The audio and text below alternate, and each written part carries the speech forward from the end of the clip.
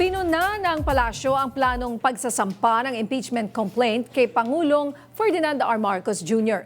Sa kabila nito, handa pa rin ang presidente na harapin ito. Yan ang umaarangkadang balita ni Christian Bascones.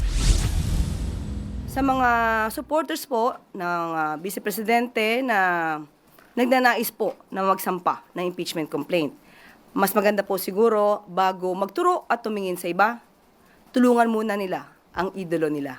Mga taga-suporta ng mga Duterte ang tinutukoy ng palasyo na nasa likod ng planong paghahain ng impeachment complaint laban kay Pangulong Ferdinand Marcos Jr. Ayon kay Palace Press Officer at PCO Undersecretary Claire Castro, nakahanda ang Pangulo na sagutin ang anumang ibabato sa kanya dahil ginagalang anya nito ang konstitusyon.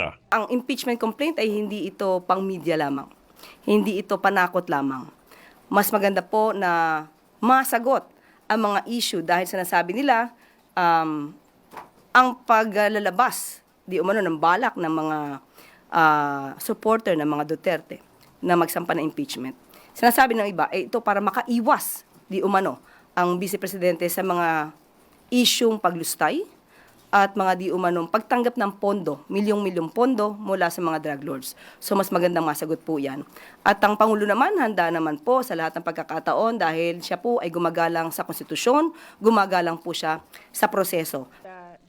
Samantala, sa posibilidad na haharap muli sa impeachment complaint si Vice President Sara Duterte, muling iginiit ng palasyo ang pahayag ni Pangulong Marcos patungkol dito na walang sasantuhin kahit na sino.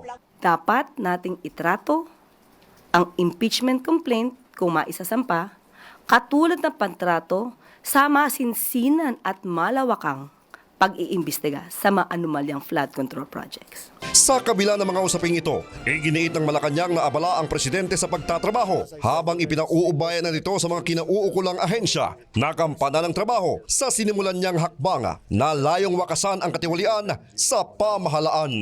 Ako si Christian Bascones ng PRTV News, nagseserbisyo para sa Pilipino.